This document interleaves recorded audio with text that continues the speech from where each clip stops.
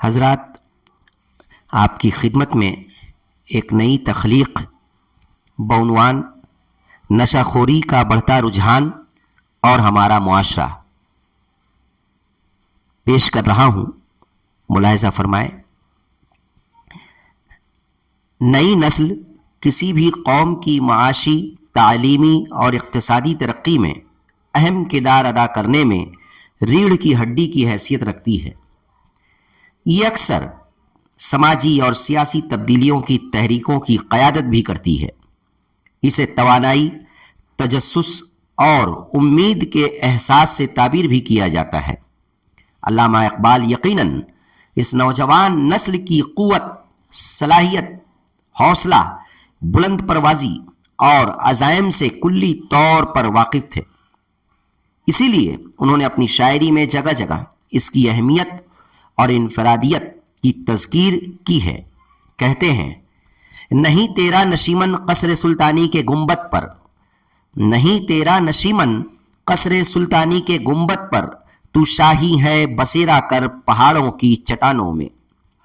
شاہین ایک قسم کا پرندہ ہے جسے سب سے تیز جھپٹنے والا پرندہ بھی کہا جاتا ہے۔ اس کی خصوصیت ہے کہ یہ جھپٹنے کے دوران 180 کلومیٹر فی گھنٹہ یعنی 112 میل فی گھنٹہ کی رفتار سے اپنے شکار تک پہنچ سکتا ہے۔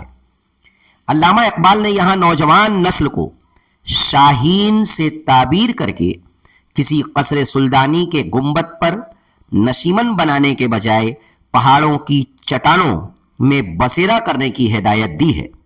شاعر مشرق نے یہ رویہ اپنانے کی بات یوں ہی نہیں کہہ دی ہے، تواریخ گواہ ہے۔ بڑی بڑی جنگوں میں کامیابیاں انہی کی مرہون منت ہیں۔ اللہ عز و جل از خود سورہ کہف میں ارشاد فرماتا ہے، ہم نے ان کے دل اس وقت مضبوط کر دیے جب وہ اٹھے اور انہوں نے یہ اعلان کر دیا کہ ہمارا رب بس وہی ہے جو آسمانوں اور زمین کا رب ہے، ہم اسے چھوڑ کر کسی دوسرے معبود کو نہ پکاریں گے، اگر ہم ایسا کریں تو بالکل بیجا بات کریں گے۔ آیت مبارکہ میں روم کے بادشاہ قیصر ڈیسیسس یا دقیانوس کے فتنے اور اس کے ظلم سے لوگوں کو بچانے کے لیے اصحاب کہف یعنی ان چند نوجوانوں کا واقعہ متذکر ہے جنہوں نے اپنے وقت میں نہ صرف اپنی دیدہ دلیری دکھائی تھی بلکہ اپنے رب کی ربوبیت کے لیے ایمان بھی لا چکے تھے۔ حضرت موسیٰ علیہ السلام پر پہلے ایمان لانے والے بھی نوجوان نسل ہی تھے، جو فرعون کے جور و ستم کے خلاف یکجا ہوئی اور لوگوں میں اس کے خلاف تحریک پیدا کی۔ ایسے بے شمار واقعات ہمارے سامنے ہیں جو یہ ثابت کرتے ہیں کہ نوجوان نسل اگر چاہے تو اپنی طاقت سے، اپنے حوصلوں سے، اپنی جفاکشی سے اور اپنے عزم سے کسی بھی آنے والے طوفان کا مقابلہ کر سکتی ہے۔ مگر افسوس، یہی نوجوان نسل عصر حاضر میں اپنی اہمیت اور انفرادیت کو فراموش کر بیٹھی ہے، اپنے مشن سے دور ہو چکی ہے، اور یہ اسی کا نتیجہ ہے کہ مختلف مقامات پر ساری صلاحیتیں ہونے کے باوجود بھی یہ اپنے مفہوم اور مقصد کی تلاش سے محروم ہے۔ وقت، حالات اور خیالات بدل رہے ہیں، مگر آج کا نوجوان اپنے حالات، اپنے معاشرے اور زندگی سے مایوس کن دکھائی دے رہا ہے۔ نفسیاتی دباؤ اس پر اس قدر غالب ہے کہ بے چینی، ڈپریشن اور رویے میں تلخی آئے دن اس کی مشکلات میں اضافہ کر رہے ہیں۔ پاکستان کے ڈاکٹر سید انور فراز نظمی ایک جگہ کہتے ہیں، ذہنی دباؤ اور پریشانی کی حالت میں دماغ کو مضر صحت عنصر کی جسم میں موجودگی سے متعلق اطلاع بہت دیر سے ملتی ہے، جس کے بعد اسے کارروائی کرنے کا وقت بہت کم ملتا ہے، اور اس عرصے میں شر پسند اپنا کام کر گزرتا ہے، یعنی جسم کو بیماری کے لیے تیار کر دیتا ہے۔ ذہنی دباؤ ایک قدرتی رد عمل ہے जो हमारे जिस्म में उस वक्त होता है जब तब्दीलियां पेश आती हैं। देखने, सुनने, चखने, सूंघने और छूने की सलाहियत अगरचे दिमाग के जरिया कंट्रोल पाती है, लेकिन डॉक्टर सैयद अनवर फराज नजमी का मुतज़क्करा वाला मुशाहिदा इस बात की शहादत देता है कि दिमाग मुतज़क्करा दिए गए मुख्तलिफ आमाल को अंजाम देने के बावजूद जब जहनी दबाव का शिकार होता है तो इसे मुज़िर सेहत उनसुर की जिस्म में मौजूदगी से मुताल्लिक इत्तला बहुत देर से मिलती है। ये जाहिर करता है कि इंसान उसके सबब खुद पर कंट्रोल नहीं कर पाता है। इसकी फैसला साजी की सलाहियत में भी कमी आने लगती है। बेशतर नौजवान इस कदर डिप्रेशन का शिकार हो जाते हैं कि नशा आवर अशिया का इस्तेमाल करना भी शुरू कर देते हैं। शराब नोशी उनमें से एक है जो नौजवानों में सबसे ज्यादा इस्तेमाल होने वाली मंशियात है। अल्लाह अज़्ज़ व जल कुरान करीम में इरशाद फरमाता है, ऐ ईमान वालो, शराब और जुआ और बुत और पांसे नापाक ही हैं, शैतानी काम हैं, सो इनसे बिल्कुल अलग रहना ताकि तुमको फलाह हो। मतलब साफ है कि मजहब इस्लाम ने दीगर मुतज़क्करा शैतानी अमाल के साथ साथ शराब नोशी को ममनू करार दिया है।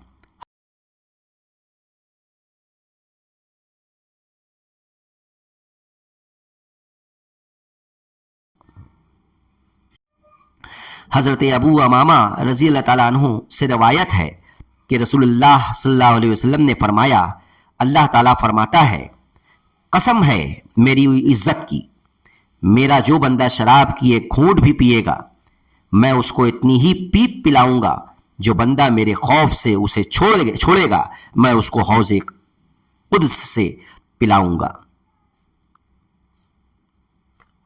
सिर्फ यही नहीं, हज़रत अबू मालिक अशअरी रज़ियल्लाहु ताला अन्हु से रवायत है कि हमारे नबी अकरम सल्लल्लाहु अलैहि वसल्लम ने फरमाया कि मेरी उम्मत कुछ लोग शराब पिएंगे, मेरी उम्मत के कुछ लोग शराब पिएंगे और उसका नाम बदल कर कुछ और रखेंगे, उनके सरों पर बाजे बजाए जाएंगे और गाने वालियां गाएंगी।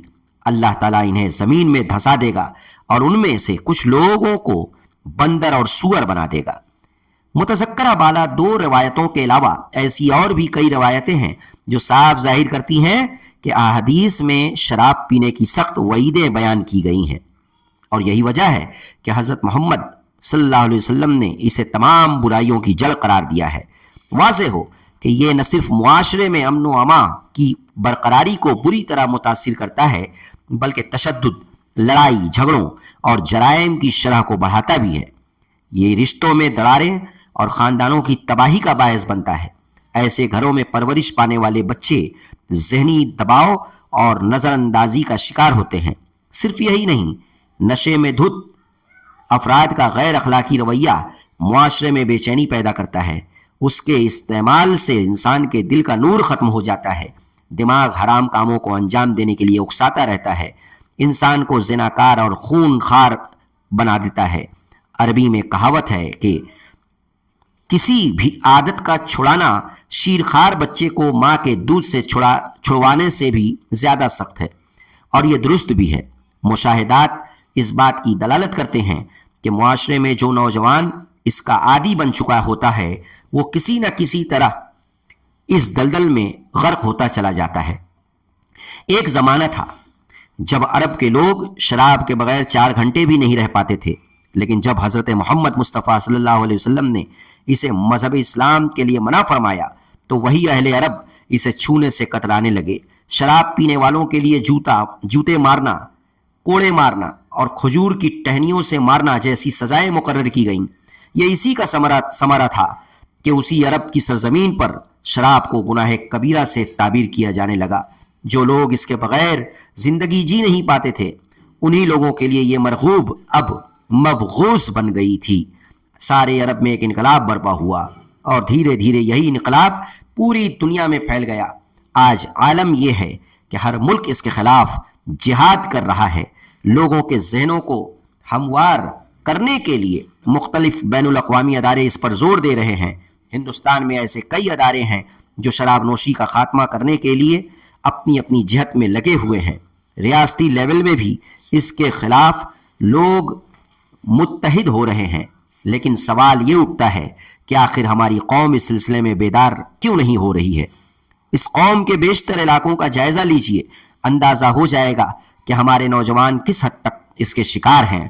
مذہب اسلام نے جس شراب نوشی کی شدید مذمت کی ہو، اسے ناپاک اور شیطانی عمل قرار دیا ہو، جسے عداوت اور بغض کا سبب قرار دیا ہو، آج وہی امت اسلامیہ کی نوجوان نسل اس کے نشے میں دھت نظر آتی ہے.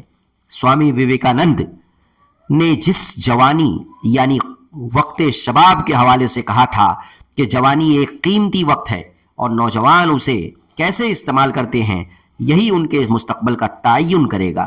سوامی جی مانتے ہیں کہ نوجوان معاشرے کا سب سے متحرک طبقہ ہے اور ان میں دنیا میں بڑی بڑی تبدیلیاں لانے کی صلاحیت موجود ہے.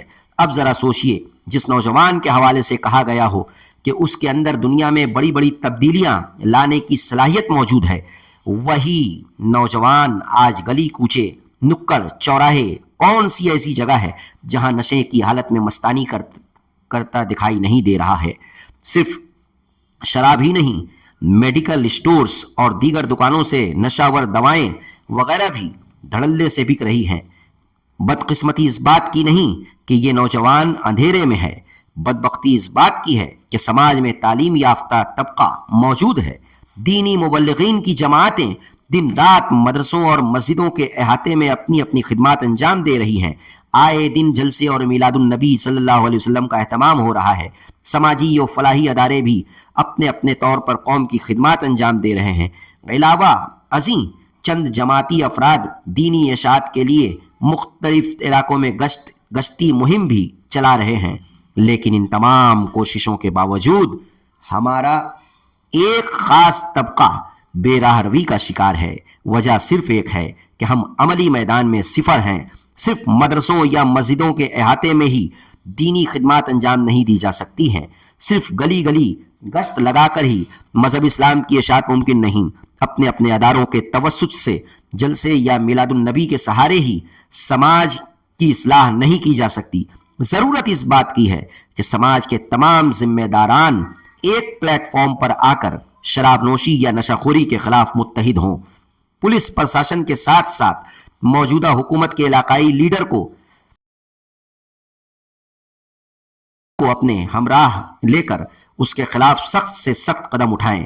ساتھ ہی ایک ایسی اصلاحی کمیٹی ہر علاقے میں تشکیل بھی دی جائے جو اس پر کڑی نظر رکھ سکے. وقفے سے اصلاحی پروگرام کا بھی بندوبست کیا جائے. دوسری طرف نوجوانوں کو بھی اس بات پر دھیان دینے کی ضرورت ہے کہ وہ اپنی خود اعتمادی پر مکمل اعتماد رکھیں. بلا شبہ آج کا ہر نوجوان یہ اچھی طرح جانتا ہے کہ مایوسی یا نفسیاتی دباؤ خود کو کمزور کر سکتی ہے، اور یہی رویہ اگر عادت سے فطرت میں متبدل ہو جائے تو پھر آنے والے وقت میں اس کے اعتماد پر بھی مضر اثرات رونما ہو سکتے ہیں. اسی نقطے کی طرف نوجوانوں کے تئیں سوامی وویکانند نے خوب نشاندہی کی ہے. کہتے ہیں، whatever you think that you will be.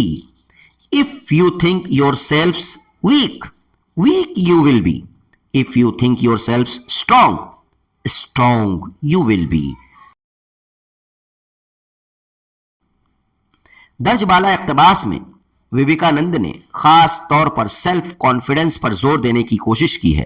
دراصل جب ہم پر اعتماد ہوتے ہیں تو ہمیں اپنی ٹارگٹ تک پہنچنے کی راہ ہموار نظر آتی ہے.